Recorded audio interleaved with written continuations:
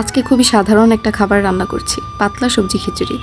অনেকেই ভাবেন ভালো খাবার মানে অনেক আয়োজন, কিন্তু বিশ্বাস করেন জীবনের সবচেয়ে শান্তির খাবারগুলো অনেক সময় খুবই সাধারণ হয়ে থাকে। ছোটবেলায় বৃষ্টি হলে বাসার এই পাতলা খিচুড়ির গন্ধ ছড়িয়ে যেত। জানালার পাশে বসে থাকতাম, মনে হতো পৃথিবীটা বুঝি এই একটু ধীরে চলছে।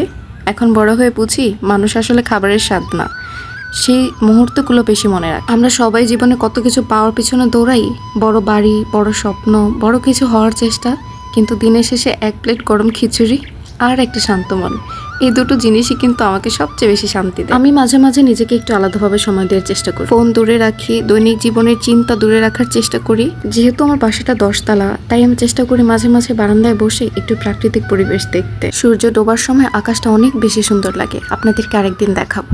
আমি একটা জিনিস বিশ্বাস করি, মানুষকে সবসময় বড় কিছু সুখী করে না, কখনো কখনো রান্নাঘরের গরম ভাব, জানালার বাতাস আর নিজের মানুষদের কথা ভাবতে ভাবতেই মনটা ভালো হয়ে যায়। কে কে আমার মতো পাতলা খিচুড়ি খেতে পছন্দ করেন এখনই কমেন্ট করুন। ধন্যবাদ।